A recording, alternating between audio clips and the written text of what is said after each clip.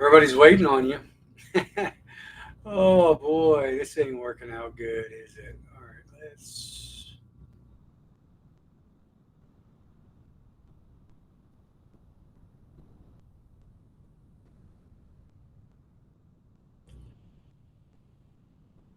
All right, I knew I'm still learning this thing, so bear with me.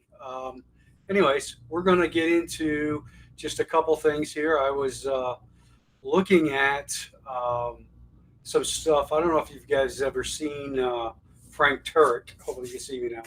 Uh, Frank Turek is a great apologetic guy. He's in Charlotte now, but he put together something I thought was interesting, and I I don't know how I'll do with it, but I wanted to kind of bring this to what we could talk about with our kids a little bit.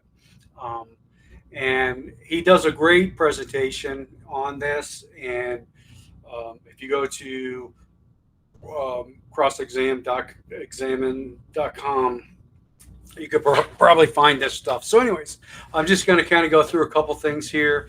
I had a moment. Thought I would say hello, Chaplain Dean Alley. It is my birthday, so bear with me. All right, so let's see. So, three lies that your kids want to believe. And I think of, Dad, I don't believe in God anymore. And the um, there was a story he talks about how there was a Marine that his daughter, he sent her off to college, and she went, and it was in North Carolina, Tar Heel, and she was in there her first semester, and she took a uh, class on um, postmodernization, which would be relative, kind of a relative viewpoint, and basically she heard the professor say all these things on why the Bible's not true, why there's no God, and she immediately, after years of being brought up in church, decided, hey, there's no God. I'm not going to believe in him. So, a couple things that Frank talks about is he says, um, one, we have to prepare our kids if we're going to send them off to any kind of school like this, or, in his words, don't send them at all. That's pretty good, strong language there, but that's how much our public, our colleges, and secular side of the world is shaping the kids today. And, it just takes one professor to take these kids and unwrap them and deconstruct them from their Christianity. So he talks about that story about that Marine. He said he went down there. He spent like 3 or 4 hours talking to his daughter. No joy. She still didn't believe, and he was driving back, figuring out what could I have done? What happened? And the whole thing was, Dr. Turk was talking about um, we should prepare our children for anything. So if they're not homeschooled, they're not in a private Christian school, if they're not being um, taught, and I thought this was profound. He said that um, your private schools, your Christian schools, your home schools teach kids how to think today, where the secular schools talk about and teach them how they feel. That's pretty profound. Think about that. Teaching your kids how they feel about a certain thing or a view instead of actual truth, and using their brains to make decisions. Is that really true or not, right? So that was interesting how he said that. And another one was, the first one actually he said is, I have my own truth. Well, everybody has it. Well, when somebody says that to you, I have my own truth. My question or his question would be is, okay, is that true? And he would talk about in between. Um, there is, my truth isn't my truth, and your truth isn't your truth. There's the only truth, and I love the way he positioned that. Um, Turning the a claim itself, there is no truth. Is that true? He say, all true is relative, and uh, is that relative truth? And that's the thing that I see a lot of times is kids today, or people in general, that aren't prepared for what the world is going to put you in, or put these kids in.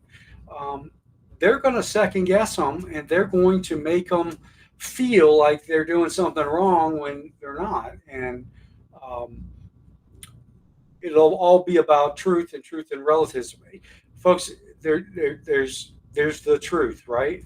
The Bible is true, in my opinion. Historically, I can prove it. Can I prove that the entire Bible is inerrant and all? And I believe it is. I can't prove it, but I can prove the historical reliability of the Bible, and I can tell you from my theology and studies where I think it is true. So again, um, the truth factor is a big deal. So there isn't the truth, only my truth.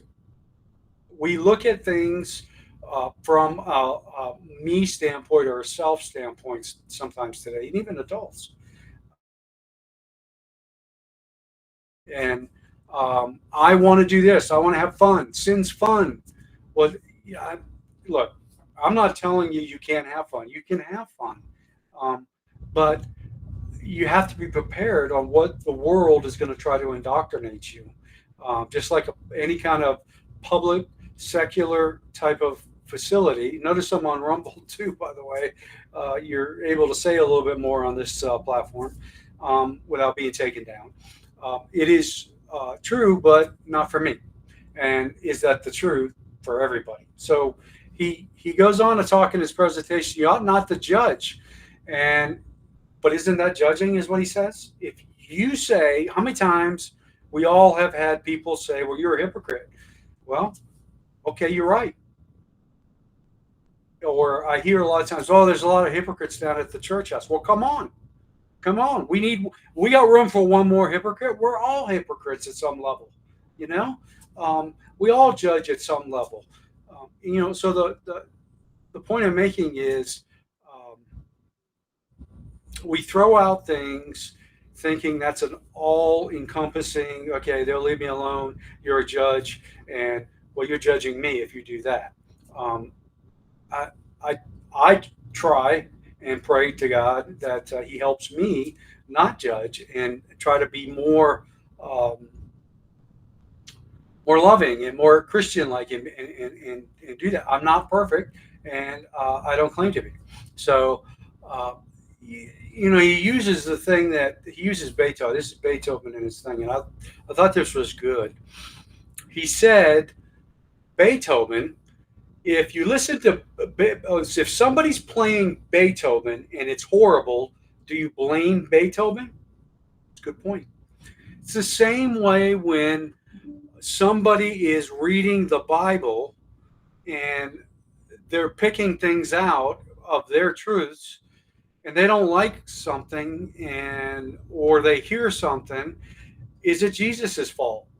Same way with the Beethoven analogy. Do you blame Beethoven because somebody played it wrong? Do you blame? Oh, I had a horrible preacher or pastor. Okay, get another one. There's examples. I heard, folks. We're not all perfect, and the biggest thing is submitting and knowing that. So I love the gun fight. There is no truth. You've heard that too. There is no truth. I've had people tell me that. Uh, Dr. Dean, I'm telling you, there is no truth out there. Look how he loads the gun. He turns it back on yourself. It's a self-defeating argument, folks. All right. So, number one, I have my own truths, and two, love means approval. Does love require approval? I want you to think about this. When you were a young child, or let's just say you're a parent, or you're an older parent or a grandparent, and you had a child that was 12 or 13 years old that essentially was not was doing things that could hurt them. Okay, because you corrected them, is that a loving action? Because you corrected them? Um, I'm not giving you approval to stay out till 1 o'clock in the morning. But does that mean I still don't love you? That's the point here with, does love require approval? I can love somebody and have a total different viewpoint. I could be on two different spectrums of a dichotomy of, well, hey, I see it this way. I'll give you a great one. I'm not a fan of the New York Yankees. I'm a fan of the Red Sox. Boo, right? Well, that doesn't mean I hate everybody that likes the Yankees. You see where I'm going? I mean, do I need to give approval that I like the Yankees to love somebody that's in my family or something that's a Yankee fan? No, no. So love, does it require approval? I don't think so. I think it's okay to have an opinion. It's okay to do it in a loving way. Love does not rejoice in wrongdoing. Love rejoices in truth. Love always protects. Love always preserves. And that's in First Corinthians 13. And it says here in John 13:34, basically the new commandment I give you is to love one another. Also have I loved you, so you must love one another. Okay. Um, Again, if, if I was doing something that was going to hurt me, I would want you to come tell me, hey, Dean, you don't want to do that, man. I've done that. It's that. Would you come tell me about it? You probably would if you're a friend or a loved one. Um, you'd probably come to me and say, hey, you really need to know this. You really need to know that's not right. My question is, as soon as the same response goes back to somebody that's doing something that you think, according to the Bible or whatever, they're doing wrong, that's going to hurt them, it's okay. Can I give you some advice right now that what you're doing is not good? You see where I'm going? I would want you to tell me, as I would hope you would want me to explain to you. Now, does the truth convict? Does the truth hurt? Sure, it does. When my father spanked me, it hurt. Okay, but he loved me. He was correcting me.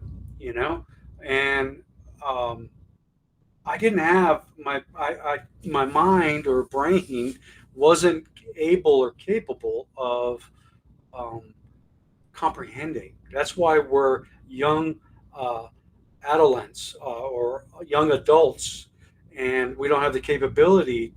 Our brains and our forelobes don't actually grow until they get much later, like in your 20s. So yeah, that's why you do a lot of dumb things. I know I did a lot of dumb things when I was young.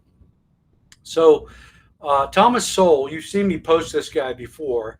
I think he's in his 90s now. When you want to help people, you tell them the truth. When you want to help yourself, you tell them what they want to hear. That's true. Why? Because I don't want you mad at me. Don't be mad at me. Because I want your approval. I want to be your friend. I don't want you to be angry at me. Um, and I think that is another self-defeating thought or defense.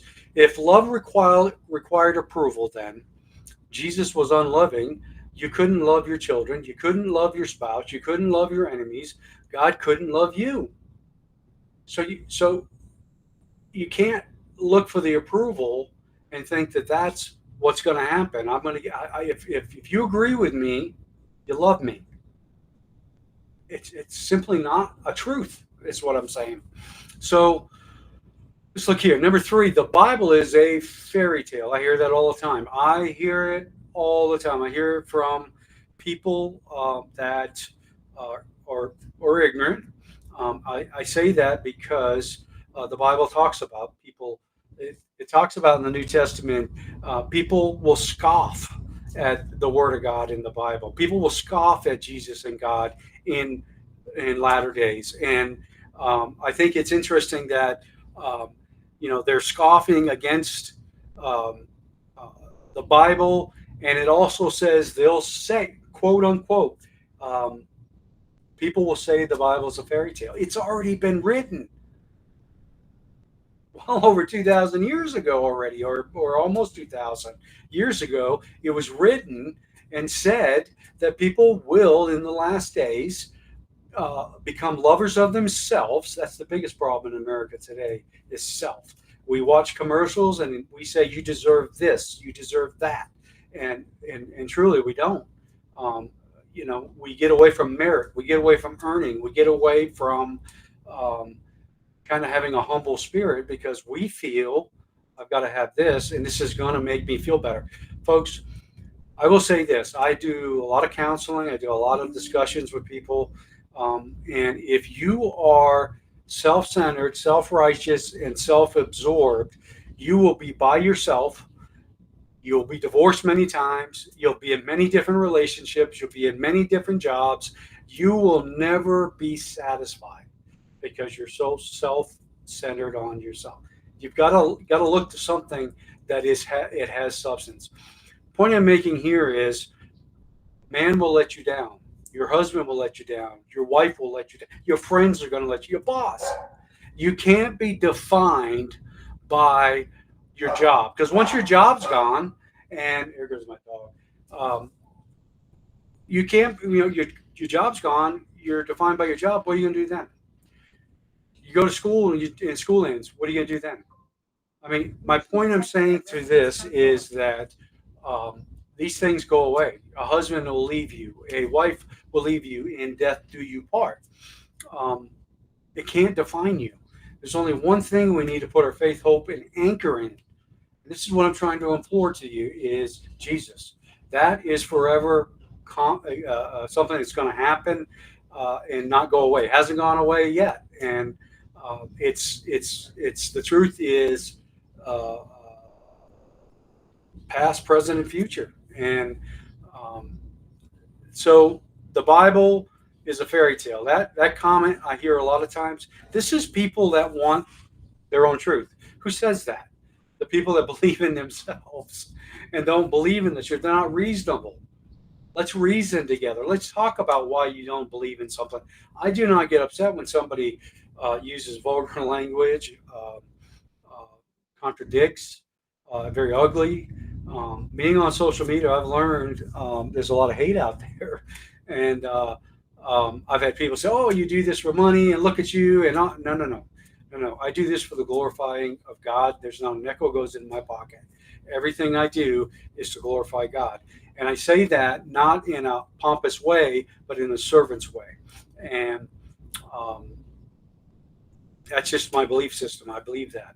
And I think that people that want to shoot holes in things are people that don't want to have a grasp on what truth really is. Or they're looking for validation by a friend or somebody else, or a bunch of people that says, hey, yeah, great. Bob believes this way or whatever. My boss said this or this and that. We don't think anymore. We need to think. That's our thing. And that's the thing that I see about our school and stuff like that. I can't remember what he was saying here, but he was talking about embarrassing stories, excruciating deaths. I will say this. Why does all the apostles die a martyr's death? Right? We learned that. We learned that they all died a martyr's death. There's one death of an apostle that was not in the Bible that was a martyr. It doesn't tell us that in the Bible. It was James. It was the brother of Jesus. And what did he say? Before Jesus' resurrection, he didn't believe that Jesus was the Messiah. After his resurrection, he became one of the most devout Christians in Christianity, which Christianity is a belief in Christ, by the way. I'm not talking about religion. I'm not talking about doctrine. I'm not talking about theology. I'm talking about Christian, and I'm talking about Christ and a follower of Christ. He was a follower of Christ as an apostle. How do we know that James was martyred? Josephus, a Jew, wrote in antiquity that James was martyred. That's how we found out about it. The Bible didn't tell us. So that lends credibility to the Bible. It intertwines. It's just one more um, I guess, building block on the fact that it's true. There's nothing that's in it that's not. And the more you study it, the key is being open. The key is to understand. The key is submitting yourself, and understanding, and not to try to be a know-it-all. I got a wall full of diplomas that mean nothing to me. I did it only because when I was younger, I didn't have the money. My parents didn't have the money to send me to college. I didn't have anything. We grew up, we didn't have much. And I had kids and a wife, and I had to take care of them first. And they were first and foremost in my life. And my dreams and things that I wanted for myself were just dreams and personal goals. And I didn't start going to college really, I would say, seriously. I mean, I started here and there, but I didn't have the money and I didn't have the time because I was working a lot of hours to take care of my family. But I didn't start going to college till I was 50. Yeah. So it wasn't like I'm a smarty pants. I'm not. I'm an everyday person that um, God showed me some things that I was seeing things completely different. I was part of the me theory. Okay, so before uh, the resurrection and before Christ in the new covenant, we had to have an animal sacrament, binding law from Moses, strict monotheism, one monotheism meaning one, Sabbath, the Sabbath, rest on the Sabbath. Couldn't go more than what was it 2,000 feet or something like that on a Saturday, or on Sabbath day Saturday. Conquering the Messiah and circumcision. That was a requirement in the old covenant, to be part of, what early Christians, because there was Christians, I believe, in the Old Testament. We talk about it in the New Testament after Christ, because Christ, his sacrifice is Christ's life in Trinity. Um, we think about Sunday school. Christ is the Sabbath. He is. We rest in Him. People go, well, it's on a Sunday. No, it's on a Saturday. Look, the Sabbath is Christ. We celebrate typically on a Sunday because we are not to forsake the assembly of ourselves. So it's nothing more than a Sunday morning worship, because Christ is the Sabbath. Conquering the Messiah, sacrificial Messiah. He died for us, okay, for you and me. Baptism. What do we do now? Back then, I would want to be circumcised at 50 years old. That would hurt. However, we don't have to worry about that, because the new covenant, the New Testament covenant of Christ, is baptism and communion. Uh, the Lord's Supper. Baptism is a believer's baptism, where I believe that it's nothing more than an outward decision of an inward choice. And I think you should be baptized. That's my philosophy and my theology biblically. All right, so excruciating deaths. We talked about why did the New Testament writers have to gain? What did they have to gain by making up this new religion, this new thing called Christianity? What did they have to gain? There was no motive to say that the resurrection did not happen. I mean, you wouldn't have a woman in that time, in that Middle East. I mean, we can go over to I've spent a little time over it, fair amount, and women in the Middle East don't have the rights that women have today. It's the greatest country on earth, and I've been in many. And everybody that doesn't like America, I would say this, just as a veteran: leave. Go to a third world country where you can't get clean water. Go where you don't have AC. Go where there are things that the government can come in and just take from you, and you have no say in the matter. There's a lot of that out there. You don't have that. You have this right here in America. The people in England are so excited about the fact that there is an America. We represent the land of the free, the home of the brave. We stand for the Constitution, the right to bear. All these things are God-given rights that we're able to do. Even these other countries, even Britain, they don't have that capability. We do. So my philosophy there is, folks that don't like the country, go spend some time in a third world country. And most of the people that want to leave because they don't like a politic politician. I'm a military guy. I don't care who was my president. I served him. I don't care who he was. I am a Coast Guard guy and do it for a living. And I served and served any president that I was under. Doesn't matter what I think. I am to submit. The Bible talks about that to our leaders and people. I don't. Do I like certain things? Well, I'm not going to go burn tires in the street. That's not reasonable thinking. That's not thinking clearly. That's irrational. That's a feel. Excuse me. That's a feeling. There's a lot of people out there with feelings. I feel like I'm a cat. I feel like I'm a. You don't change your truth, the truth, to what you want it to be. And we've seen that over the time.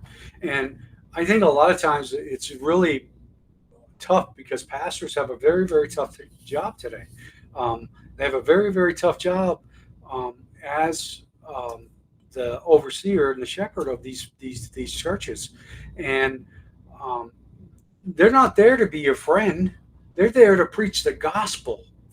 And a lot of people want to be a country club, or they want to get together. I mean, that's not what we're commanded to do. We'd come together with like-minded individuals, serve together, bear one another's burden, help a fellow brother, and not trying to, and we want to be friends with everybody, right? But I mean, let's look at the truth. The truth is, what is the pastor's job? His job is to proclaim the gospel, to preach, to oversee the flock, to help us and guide us with his wisdom and biblical training. And I see it so often that people, I don't go to this church down there because this guy didn't do that, or this girl didn't do that, or he said that, he looked at me, you should have seen my. Folks, that's self-centered. Get away from that. Understand the certain things of truth, the church, the pastor, and why we go, and what is the truth, and it's not always ours.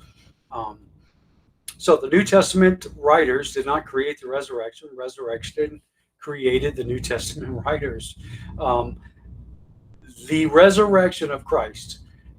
Somebody once said that the greatest. Somebody said, "Well, what's the greatest thing in the Bible that you think?" To one of the scholars, and I forget which one it was, but the scholar, I think there was a couple. One said, "Well, the resurrection. That's the most magnificent thing that ever happened in the Bible. It's a miracle." Okay, folks. There was another guy sitting next to him. You know what he said? He said, "The greatest thing in the whole Bible is the fact that Jesus comes and lives inside you." That is profound. Think about that. That Jesus resides with his people. He has a relationship inside with you, with the Holy Spirit. You are one. He says, "I call you my friend if you keep my commandments." So that's sometimes we forget things like that. Okay, so number one, I have my own truth. Love means approval, and the Bible is a fairy tale. So I just want to give this little thing that was really shocking, is when he said, fathers that don't attend church. Two out of all these kids here. This is Frank Turek stuff, cross-examined. Two out of this graph here. I don't know how many people there, but basically. We'll call 2% of 100. 2% attend church after they leave the home. Here's a fact here. Fathers that regularly attend church, look at the difference. All the red. See all that red there? Those are children that attend church afterward. Now, I am not saying just because they go to church, they're going to be perfect. Or every one of these children that go won't sin. And every one of these children won't have a bad event in their life or something. I'm not saying that. I'm simply saying that statistically, they are going to attend church afterwards. When I have an opportunity to talk to the younger men that have children, I am always telling them how much of a great responsibility that they have. And that responsibility of raising these kids and the fact that they're in church, they got a Bible in their hand, they're praying, they're reading, they're coming to church, they're involved, they are leaving an indelible mark of Christ in their life that these children will never be able to say, well, I didn't know that, or I didn't know this. But they're more intent to listen to their dads if they're in church. That's why I implore, if you're a father and you have young children, I cannot, if I could rewrite history, I would go back. I did not do well with that. I was an Easter and a Christmas person. I think they call it a certain, I don't know, but I was that type of person. I went on Easter, I went on Christmas because I wanted to make my mother happy. Do you hear what I said? I went to the church on Easter and Christmas to make my mother happy, not to go down and serve God or learn something about the Bible or anything. It was kind of just check the box. All right, Mom, I went to Easter. Are you happy? No. So I guess my whole point here of just getting together, and I apologize for some of the hiccups with this studio thing. It's a new platform that I'm trying to learn that gives a better ability of not being taken down. Let's put it that way. We have a lot of social media groups that I have been suspended before and taken down because of things that I've said. And one of the things in the Constitution with the right to bear arms is the freedom of speech. And that's why, not why, but one of the reasons that I served for us to be able to have those rights. That's why when you went to vote, I don't care who you voted for. I thank you for voting for me because I served, and I thank you for that. And I think that is a right you will not find hardly anywhere in this world, in the free world or in the communist or wherever. You have a voice, and I think we saw the voice get amplified. Now, we hope this new presidency. I voted for 5,000 or 4,000 people that was going to go into office and change the way we were going as a country. But that doesn't mean I have any ill will towards the candidate that didn't win. I would have supported that candidacy as well. I'm a military guy. I follow orders and I follow presidents and I follow leadership. So it's important. And anyway, so if you voted, thank you for voting for me because that's an important thing. And I always ask my children to. I don't know if they go or not, but anyways, that's me. But anyway, so that is my 2 cents. And let's see if I can close this tab and see if I can wrap up. All right, folks, Chaplain Dean Alley playing with this new thing. I hope this was a blessing. God bless.